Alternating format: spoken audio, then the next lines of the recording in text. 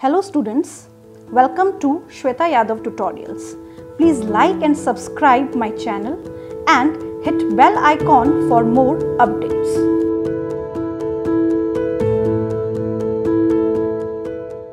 अभी तक हमने यूनिवर्सल डोनर के बारे में पढ़ लिया है। हम यहाँ नेगेटिव और पॉजिटिव ब्लड ग्रुप की बात नहीं कर रहे हैं। अब हम पढ़ेंगे यूनिवर्सल रेसिपिएंट के बारे में। रेसिपिएंट का मतलब है जो हर ब्लड ग्रुप से ब्लड ले सकता हो। तो यहाँ पे कंडीशन हम देखेंगे कि AB जो ब्लड ग्रुप है वो सभी ब्लड ग्रुप के पर्सन से ब्लड ले सकता है। अब AB ब्लड ग्रुप वाले पर्सन की RBC पे A एंटीजन भी है और B एंटीजन भी है, एंटीबॉडी इनके पास नहीं है। अब यहाँ मान लीजिए एक ब्लड ग्रुप वाला कोई पर्सन है, बी ब्लड ग्रुप वाला कोई पर्सन है या ओ ब्लड ग्रुप वाला पर्सन है। तीनों कंडीशन हम लेंगे।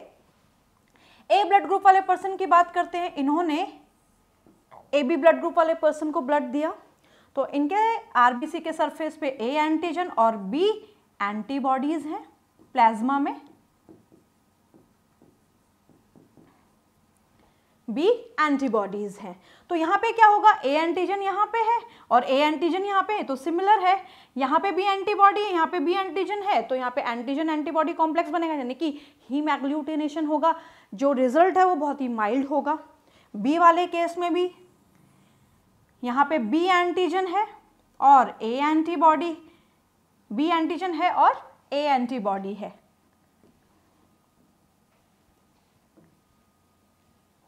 ए एंटीबॉडी है तो यहाँ पे भी क्या होगा, एग्लूटिनेशन रिएक्शन होगा। तो यहाँ पे बी एंटीजन इसके पास भी है और इसके पास भी है, यानी कि डोनर के पास भी है और रेसिपिएंट के पास भी है।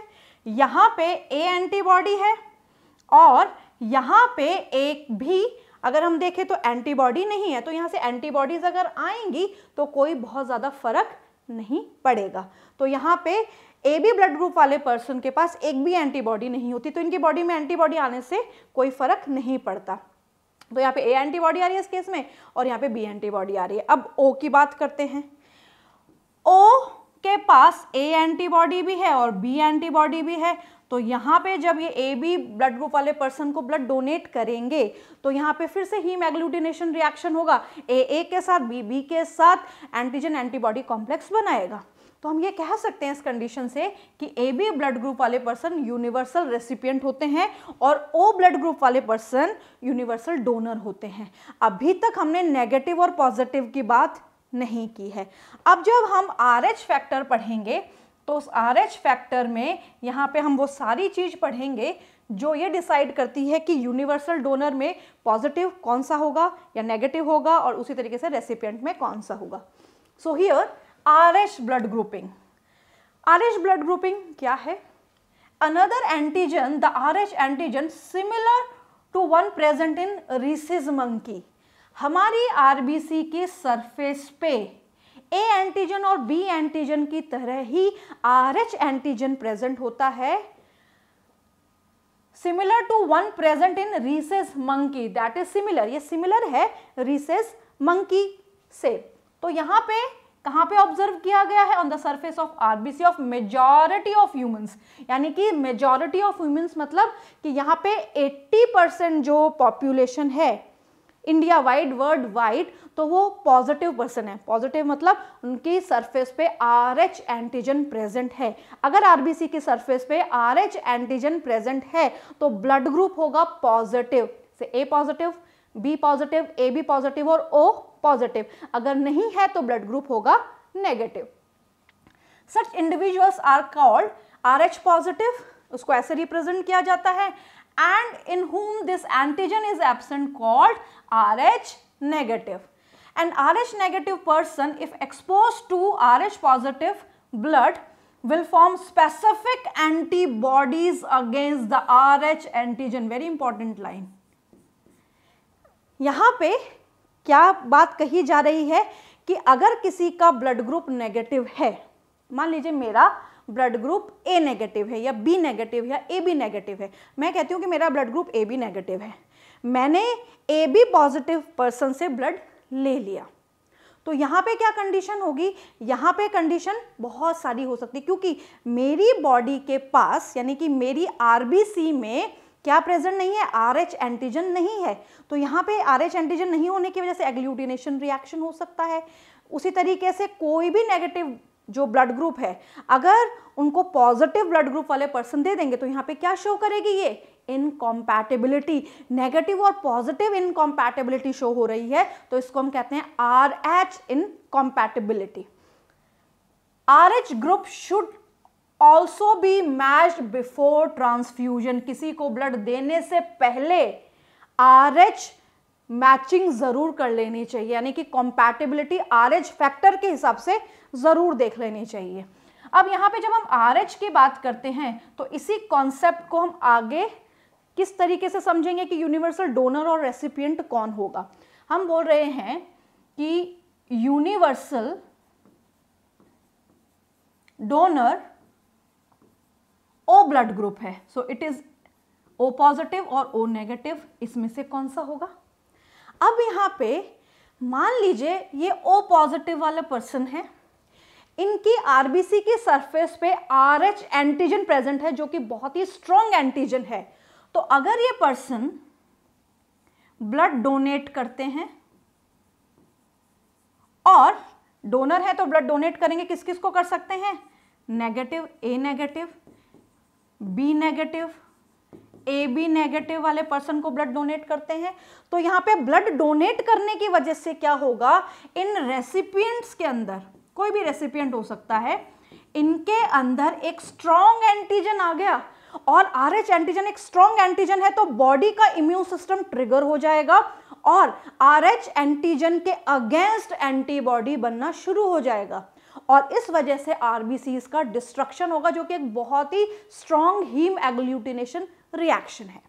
तो इस कारण से O पॉजिटिव यूनिवर्सल डोनर नहीं माना जाता, तो बचा कौन, O नेगेटिव। अब एक और बहुत इंपॉर्टेंट बात है जो ध्यान रखनी है कि ये O नेगेटिव है, इसके पास कोई एंटीजन ही नहीं है सामने वाले को देने के लिए, क्योंकि ना तो इसकी सरफेस पे A एंटीजन है आरबीसी की सरफेस पे, ना B एंटीजन है और ना RH एंटीजन है, तो यहाँ पे कुछ भी नहीं है।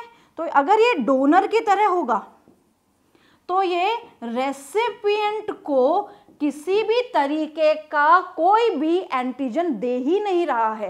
ये बहुत इंपॉर्टेंट बात है, ना तो A एंटीजन है, ना B एंटीजन है, ना RH एंटीजन है, कुछ भी नहीं है इसके पास देने के लिए। तो सामने वाले में बॉडी के इम्यून सिस्टम को ट्रिगर होने की जरूरत ही नहीं पड़ेगी और एंटीबॉडीज बनाने की जरूरत ही नहीं पड़ेगी। तो O negative is the universal donor blood group. Next हम बात करते हैं यूनिवर्सल रेसिपिएंट। अब छोटा सा कॉन्सेप्ट डायरेक्टली समझा देती हूं कि यहां पे जो डोनर थे उनके पास कोई भी एंटीजन नहीं होना अच्छी बात है, क्योंकि ये अपनी तरफ से किसी को एंटीजन नहीं दे रहे हैं। जब रेसिपिएंट होता है उसके पास सारे एंटीजन हो तो बेहतर रहता है। जैसे हम यह बोल सकते हैं कि AB blood group universal recipient है, बट कौन सा, AB पॉजिटिव। तो अगर इसकी आरबीसी देखी जाएगी तो आरबीसी की सरफेस पे A एंटीजन भी है, B एंटीजन भी है और RH एंटीजन भी, सब कुछ है इसके पास। तो अगर ये किसी से कैसा भी ब्लड लेते हैं तो इनको दिक्कत नहीं होगी। क्यों नहीं होगी, नेगेटिव ब्लड ग्रुप वाले से तो ले ही सकते हैं, नेगेटिव वाले अगर इनको देंगे तो इनके पास तो खुद के पास RH है, नेगेटिव वाला RH लेके ही नहीं आ रहा, और पॉजिटिव वाला भी कोई भी ब्लड ग्रुप हो वो भी इनको दे सकता है, क्योंकि इनके पास खुद के पास अपना सारा एंटीजन है। तो कोई भी फॉरेन एंटीजन यहाँ पे रिसीव नहीं हो रहा है। जहाँ पे फॉरेन एंटीजन रिसीव होता है वहाँ पे इम्यून सिस्टम ट्रिगर होके और एंटीबॉडीज बनाने लगता है। तो यहाँ पे सब कुछ है। तो यहाँ पे यूनिवर्सल रेसिपिएंट कौन होगा, AB पॉजिटिव, और यूनिवर्सल डोनर कौन होगा, O नेगेटिव। ये बहुत इंपॉर्टेंट कॉन्सेप्ट्स है, इन्हें ध्यान रखना है। नेक्स्ट हम बात करते हैं RH इनकॉम्पैटिबिलिटी के एक एग्जाम्पल की। A special case of RH इनकॉम्पैटिबिलिटी that is mismatching mismatching का मतलब है या तो एंटीजन नहीं मिलना, बेसिकली ए बी या आर एच एंटीजन में किसी का भी नहीं मिलना। अगर ए बी नहीं कॉम्पैटिबल है तो उसको हम कहते हैं A B O blood group incompatibility. अगर आर एच मैच नहीं करता तो हम उसको बोलते हैं R H incompatibility. A B blood group की इनकॉम्पैटिबिलिटी हम पढ़ चुके हैं कि किस तरीके से होता है A B O blood group की। आर एच इनकॉम्पैटिबिलिटी का हम एग्जाम्पल से पढ़ेंगे।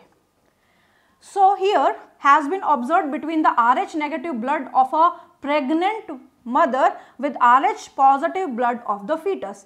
The Rh antigen of the fetus do not get exposed to Rh negative blood of mother in the first pregnancy as the two bloods are well separated by placenta.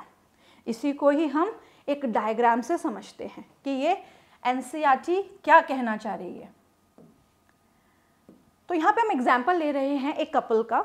उस couple में हम यहाँ बोल रहे हैं कि फादर जो है वो RH पॉजिटिव है। अब ब्लड ग्रुप कुछ भी हो सकता है, यहाँ मेंशन करने की ज़रूरत नहीं है। मदर जो है RH नेगेटिव है। अब यहाँ पे ये जो मदर या फीमेल की अगर हम बात करें, इन्होंने कंसीव किया और ये इनकी फर्स्ट प्रेगनेंसी है। अब यहाँ पे ये फीमेल है RH नेगेटिव, इन्होंने कंसीव किया, इनका जो फीटस है that is RH positive. Fetus क्या है? RH पॉजिटिव है।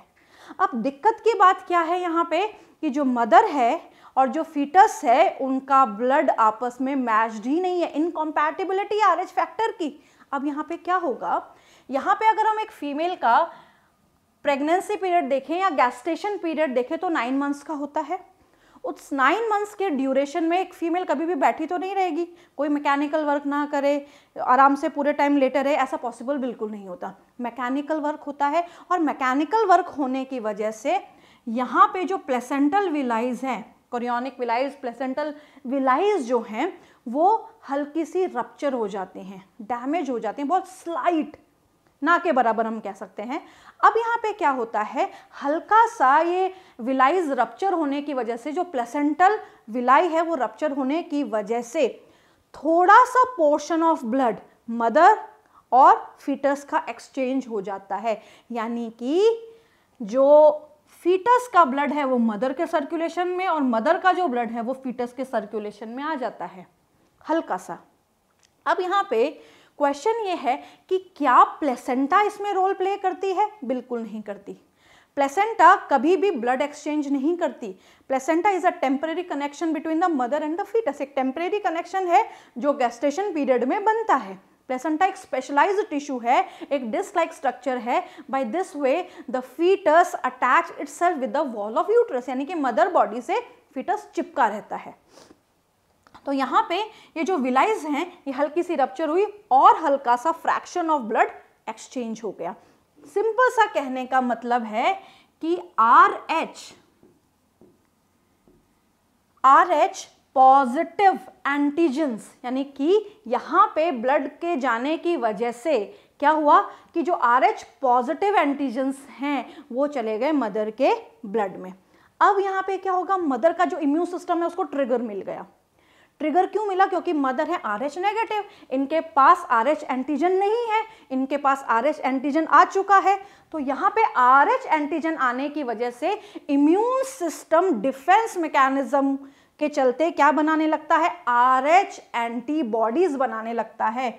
तो यहाँ पे बनने लगेंगी RH एंटीबॉडीज। RH एंटीबॉडीज किसके अगेंस्ट बन रही हैं? RH एंटीजन के अगेंस्ट बन रही है, क्योंकि मदर की RBC के सरफेस पे एंटीजन नहीं है। तो यहाँ पे इस एंटीजन के अगेंस्ट, RH एंटीजन के अगेंस्ट RH एंटीबॉडीज बन रही हैं। अब यहाँ पे क्या होगा, जब ऐसा होगा तो यहाँ पे बहुत सारे क्वेश्चंस बनते हैं। पहला क्वेश्चन ये है कि कौन सी एंटीबॉडी बन रही है, that is IgG। What is IgG? IgG is immunoglobulin gamma. IgG is immunoglobulin globulin gamma. ये जो इम्यूनोग्लोब्यूलिन गामा है ये स्मॉलेस्ट एंटीबॉडी है, इसका मॉलिक्यूलर वेट कम है और ये प्लेसेंटल बैरियर को क्रॉस कर सकती है, यानी प्लेसेंटा को क्रॉस करके जा सकती है। अब IgG बनना शुरू हो गया, बट यहाँ पे कंडीशन क्या है कि अभी थोड़ा सा ब्लड एक्सचेंज हुआ है तो मदर की बॉडी के इम्यून सिस्टम ने IgG बनाना शुरू ही किया है। अब गेस्टेशन पीरियड खत्म होता है तो पार्चुरेशन आता है, यानी कि बच्चा पैदा होता है। जब बच्चा पैदा होता है तो अम्बाइलिकल कॉर्ड कट होती है, तो उस समय ब्लड एक्सचेंज ज़्यादा हो जाता है और ज़्यादा होने की वजह से ज़्यादा RH एंटीजन मदर सर्कुलेशन में चले जाते हैं। तो मदर का इम्यून सिस्टम पहले से ही ट्रिगर्ड है, वो जल्दी जल्दी जल्दी जल्दी एंटीबॉडीज़ बनाना शुरू कर देता है। इतनी ज़्यादा एंटीबॉडीज़ बन जाती हैं। अब क्या होता है कि पहला जो बच्चा है उसको कोई नुकसान नहीं होता, वो सेफली पैदा हो जाता है। अब अगर ये फीमेल सेकेंड टाइम कंसीव करती है तो कंडीशन क्या होती है कि कंडीशन में फिर से वो जो फीटस है वो RH पॉजिटिव है। फीटस के RH पॉजिटिव होने की वजह से यहाँ पे सेम दिक्कत आएगी, विलाइज रप्चर होंगी। अब यहाँ पे जो विलाइज रप्चर हो रही हैं उनके साथ ही यहाँ पे दिक्कत शुरू हो जाएगी। दिक्कत कैसे होगी कि मदर ने अपना डिफेंस पहले से ही बना रखा है, उसने IgG पहले से ही बना रखी हैं। इस कंडीशन में क्या होता है, विदिन 2 ईयर्स अगर कोई फीमेल कंसीव करती है तो ये दिक्कत आ सकती है। अब मदर के पास RH एंटीबॉडीज है RH एंटीजन के अगेंस्ट, तो यहाँ पे क्या होता है, जब RH एंटीजन और एंटीबॉडी रिएक्ट करते हैं तो हीम एग्लूटिनेशन होता है। इस हीम एग्लूटिनेशन की वजह से यहाँ पे क्या होता है, किस तरीके से काम करता है, जो IgG है ये प्लेसेंटल बैरियर को यानी कि प्लेसेंटा को क्रॉस करती है। IgG प्लेसेंटा को क्रॉस करके और आ जाती है, यहाँ पे मदर के पास खूब सारी IgG एंटीबॉडीज हैं। IgG एंटीबॉडीज प्लेसेंटा को क्रॉस करके कहाँ आ गई, फीटस सर्कुलेशन में आ गई। और इन्होंने क्या किया, टारगेट कर दिया। इन्होंने किसको टारगेट किया, इन्होंने टारगेट किया फीटस के RBCs को। क्यों ऐसा किया, एक और क्वेश्चन इसलिए किया क्योंकि जो फीटस का RBC है उसकी सरफेस पे RH पॉजिटिव एंटीजन है और एंटीजन के अगेंस्ट क्या बनेगी, एंटीबॉडीज जो मदर ने बना ली हैं और यहाँ पे रिएक्शन होगा एग्लूटिनेशन, RBCs रप्चर होना शुरू हो जाएंगी। RBC के रप्चर होने से बहुत सारी समस्याएं आएगी। पहली समस्या एनीमिया, RBC जो काउंट है वो कम होने लगेगा, RBC के कम होने की वजह से ऑक्सीजन कम होने लगेगा। दूसरी समस्या, जब RBC रप्चर होती हैं तो बिलीरुबिन बिलीवर्डिन बनते हैं, ये जो पिगमेंट्स ज़्यादा हो जाते हैं तो बच्चे को जॉन्डिस होने के चांसेस रहते हैं, यानी कि जब बच्चा पैदा होगा तो उसमें जॉन्डिस हो सकता है, उससे भी ज़्यादा सीवियरिटी आ सकती है, ब्रेन डैमेज हो सकता है, मेटाबॉलिक एक्टिविटी प्रभावित हो सकती है। तो ये सारी कंडीशन आ गई। एक और बहुत अजीब सी बात यहाँ पे क्या होती है कि यहाँ पे जो RBC है वो रप्चर होना शुरू हो गई तो बोन मैरो क्या करती है, इमेच्योर RBCs बनाना शुरू कर देती है। बोन मैरो इमेच्योर RBCs बनाना शुरू कर देती है। ये जो इमेच्योर RBCs हैं इनकी जो ब्लड को कैरी करने की, blood in the sense oxygen को कैरी करने की कैपेसिटी मैच्योर RBC से कम है। तो जो इमेच्योर RBCs हैं इनको हम बोलते हैं एरिथ्रोब्लास्ट। इनको हम क्या बोलते हैं, एरिथ्रोब्लास्ट। अब यहाँ पे क्या होता है कि ये जो एरिथ्रोब्लास्ट हैं इनकी ऑक्सीजन को कैरी करने की कैपेसिटी उतनी नहीं है जितनी मैच्योर RBCs की हैं, एरिथ्रोसाइट्स की हैं, बट ये लगातार बन रही हैं। तो इस कंडीशन को हम क्या कहते हैं, एरिथ्रोब्लास्टोसिस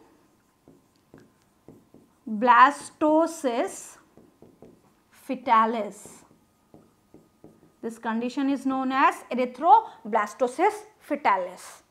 तो ये कंडीशन बहुत ही सीवियर कंडीशन है और इस कंडीशन में बच्चे की डेथ हो जाती है कम ऑक्सीजन होने के कारण। अब इस बच्चे को कैसे बचाया जाए, तो यहाँ पे क्या किया जाता है कि अगर फीमेल RH नेगेटिव है उसकी सेकेंड प्रेगनेंसी है, तो सबसे पहले उसे IgG टेस्ट कराना चाहिए। IgG टेस्ट कराने के लिए जो टेस्ट होता है उसको हम बोलते हैं कोम्स टेस्ट। इस टेस्ट से ये पता चल जाता है कि मदर बॉडी ने IgG कितनी बनाई है या उसकी बॉडी में ये प्रेजेंट है कि नहीं है। दूसरा, यहाँ पे अगर फीटस RH पॉजिटिव है तो RBC को कोट करने के लिए एक स्पेशल प्रोटीनेशियस इंजेक्शन लगाया जाता है जिसको हम बोलते हैं रोगम। रोगम एक प्रोटीनेशियस इंजेक्शन है जो RBC को कोट कर देता है और इस फीटस को बचाया जा सकता है अगर फीमेल RH नेगेटिव है, यानी कि इनकॉम्पैटिबिलिटी RH फैक्टर की है तो ये सारी बातें हो गई RH फैक्टर से related. However, during the delivery of the first child, same बात, पहला बच्चा जब पैदा होगा, there is possibility of exposure of the maternal blood to small amount of the RH positive blood from the fetus। यानी कि जब पहला बच्चा पैदा होगा तो ड्यूरिंग डिलीवरी ब्लड एक्सचेंज होने के या ब्लड को एक्सपोज होने के चांसेस मिलते हैं। In such case the mother start preparing antibodies against the RH antigen in her blood. Mother ने क्या बनाना शुरू किया? RH एंटीबॉडी, क्या नाम बताया था? IgG बनाना शुरू किया। In case of her subsequent pregnancies the RH antibodies from the mother RH negative can leak into the blood of the foetus. Mother की एंटीबॉडीज किस में चली गई? फीटल सर्कुलेशन में चली गई and destroy the foetal RBCs। किस पे टारगेट करेंगी? IgG टारगेट करेगी फीटस की RBC पे। This could be fatal to the foetus और could cause severe anaemia. Severe anaemia cause करेगी क्योंकि RBC के डिस्ट्रक्शन से एनीमिया होता है एंड जॉन्डिस। RBCs के डिस्ट्रक्शन से एनीमिया होता है और बिलीरुबिन और बिलीवर्डिन बनने से जॉन्डिस हो सकता है। This condition is called erythroblastosis fetalis. Erythroblastosis fetalis जो कंडीशन है वो मैंने आपको क्लैरिफाई की है, इमेच्योर RBC की ऑक्सीजन कैरिंग कैपेसिटी कम होना। This can be avoided by administrating RH antibodies to the mother immediately after the delivery of the first baby. पहले डिलीवरी के बाद ही अगर चीजें मॉनिटर कर ली जाए तो इस समस्या से बचा जा सकता है। नेक्स्ट सेक्शन में हम पढ़ेंगे कि ये सारा जो ब्लड ग्रुप है, ये तो सारी चीज़ें यहाँ पे कंप्लीट हो गई हैं, तो नेक्स्ट सेशन से हम लिम्फेटिक सिस्टम पढ़ेंगे।